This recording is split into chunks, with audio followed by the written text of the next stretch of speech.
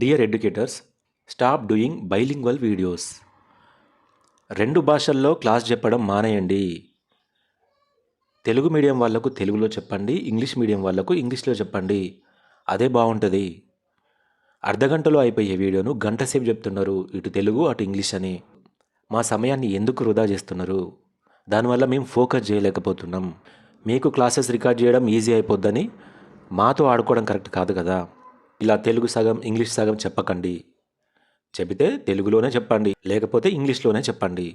మా దగ్గర సగం సగం డబ్బులు అయితే తీసుకుంటలేరు కదా, పూర్తిగా తీసుకుంటున్నారు కదా.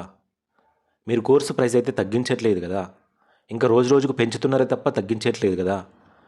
అలాంటప్పుడు మాకు ఈ బైలింగ్వల్ వీడియోస్ ఎందుకు? నేను మిమ్మల్ని అందరినీ రిక్వెస్ట్ చేసేది ఏంటంటే, బైలింగ్వల్ వీడియోస్ చేయడం మానేయండి. మీకు తెలియదు కానీ స్టూడెంట్స్ చాలా ఇబ్బంది పడుతున్నారు వీటి వల్ల.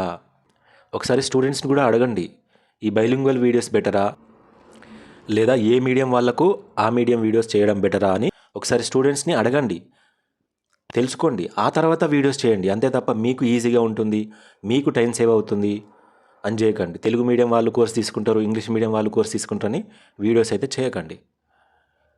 దయచేసి చెప్తున్నా, బైలింగ్వల్ వీడియోస్ చేయడం మానేయండి. తెలుగులోనే చేయండి లేదా ఇంగ్లీష్లోనే చేయండి. అప్పుడు తెలుగు స్టూడెంట్స్కి ఇంగ్లీష్ స్టూడెంట్స్కి న్యాయం చేసిన వాళ్ళు అవుతారు. ఓకేనా? నా రిక్వెస్ట్ ఈ ఎడ్యుకేటర్స్కి అందరికీ చేరాలంటే మీరు ఖచ్చితంగా స్టూడెంట్స్ అందరూ కూడా ఈ వీడియోని అయితే షేర్ చేయండి, లైక్ చేయండి. ఓకేనా?